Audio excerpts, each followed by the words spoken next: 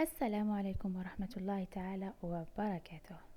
بزاف منا اللي في فصل مع دخول فصل الربيع، بزاف أمهات اللي يعانيوا من تغير المناخ اللي يسبب حساسية أو سعلة أو الكحة كما نقولوها باللغة العربية عند الأطفال. وبدورها يعني تحير بين العلاجات تاع الطبيب والعلاجات يعني تاع الأعشاب. اليوم وبحول الله جبت لكم نبتة الذرو أو النبات القرضمة، يعني اللي كامل نعرفوه وعلى بالي بلي بزاف اللي غافلين على الفوائد تاعو. هذا هو اللي راهو يظهر في الصورة، هذيك الحبيبات الحمراء هي عبارة عن بذور الذرو. حاولت نصوره لكم يعني باش ما تغلطوش في الشكل تاعو. عنده فوائد عظيمة وبزاف منا غافلين عليه، وكما نقولوا نسينا كامل التداوي بالاعشاب اللي وصانا عليها الرسول عليه الصلاه والسلام. نبات الذرو عنده بزاف فوائد على البشره، على الشهر، على الكبد، على ترطيب البشرة يعني ترطيب الشفاه، التئام الجروح، يعني عنده بزاف فوائد لا تعد ولا تحصى. وخاصة في السعال، علاج السعال وطرد البلغم يعني والكحة، وخاصة الكحة المزمنة. أنا شخصيا يعني جربته على بنتي، يعني والله شاهد على ما أقول. في ظرف 3 أيام راحت السعال، ومع أنه كان عندها سعال مزمن دام معها لمدة سنة حتى بالتداوي عند الطبيب وما براتش. يعني هذه الوصفة وربي شهد على ما أقول أنه جربتها ونفعت معايا، حبيت نفيدكم معها ولما لا انه تفيدوا بها اطفالكم، وخاصة في يعني في الوقت هذا تاع المناخ المتغير. جبت يعني هاد العشبة كما راكم تشوفوا، غسلتها مليح، نقيتها ونشفتها. يعني جبت كمية قليلة منها باش يعني نجرب معكم الوصفة وتشوفوها باش تفهموني مليح. بعد ما غسلتها ونشفتها حطيتها في كاسرونة وضفت عليها بالضبط كاس تاع الماء.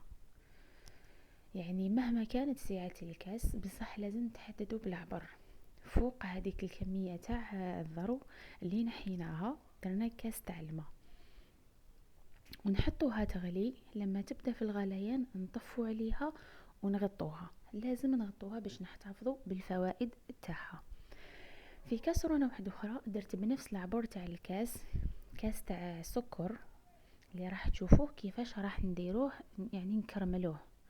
هاي لك يعني هذيك التيزانه كي بدات تغلي، لما تبدا تغلي بهذا الشكل نطفيو عليها ونغطوها لازم.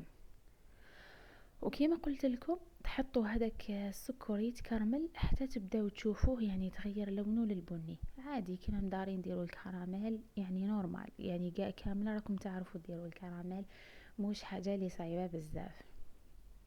نحاولوا نستعملوا ملعقة خشبية ونحركوه غير بشوية باش يعني ما يتحرقش معنا ونتحصلوا على نتيجة تاع كراميل يعني صافية مش محروقة، مش الذوق تاعها ما يتبدلش للمرورة، لانه راكم تعرفوا الاطفال الصغار بزاف ما يحبوش الاذواق المرة، وخاصة الادوية لما تكون ذوقها مر ما يحبوهاش. لما دابت معايا هذيك الكراميل يعني كليا كما راكم تشوفوا دابت معايا، ما بقاوش كامل حبيبات السكر، ولات كامل على لون واحد وعلى قوام واحد، كراميل كيما اللي نشروها. نجيبو هذيك لاتيزان اللي كنا طيبناها، لما طابت وبردت اعطتني عبور تاع نفس الكاس تاع الماء اللي درناه.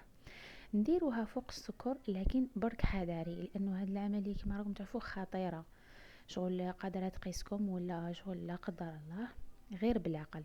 لازم تفرغي وتجبدي يدك للور تمتم، تفرغي كامل هذاك العبر وتحركيه، راح تشوفي انه السكر دار معاك واحد الكتله كما راكم تشوفوا. ما تخافيش نورمال عادي، بقاي تحركي راح تعاود الكتله. خلي النار شاعله، هنا قوي النار، خلي النار شاعله وراكي تحركي وتواصلي التحرك حتى تشوفي بلي هذيك الكتله اختفت تماما عادي. باسكو من بعد دوك الشوائب اللي يبقاو في القاع تاع الكسرونه راح نصفيوهم.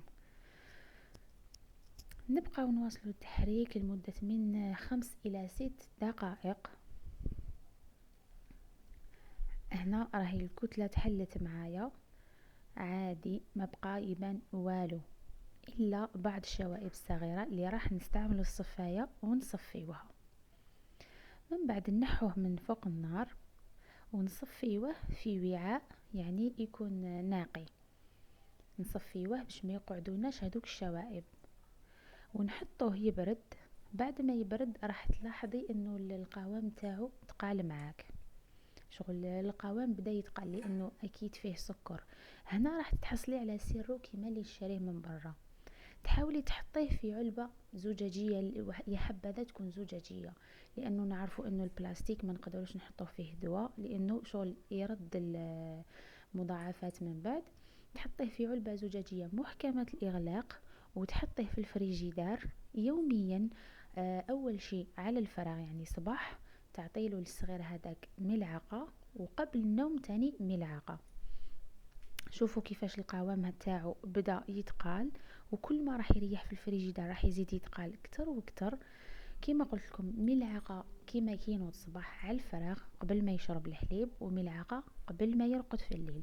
وهذا يعني السيرو تقدروا تستعملوه حتى للكبار. رائع رائع رائع، يعني سحري سحري، يعني سبحان الله الطبيعه تاعنا وش فيها، وخاصه للسعال وطرد البلغم. صدقوني يا خياتي ويا خاوتي، غير في ظرف 3 ايام تهنيت من السعله. وحتى انا جربته على نفسي في البلغم، عطاني نتيجه سحريه الحمد لله. منذ سنوات ما رانيش ندخل الطبيب. نتمنى نكون فدتكم، ويا ربي يا ربي تجربوه. ونتمنى باسكو هاد كيما نقولوا الزيت المعجزه، وهاد النبته المعجزه اللي نلقاوها في جميع يعني في الطبيعه دي. واكيد اكيد الى عجبتكم لا فيديو تاع نهار اليوم ما تنساونيش باشتراك وتعليق، ويعني جام لا فيديو باش يوصلكم كل جديد.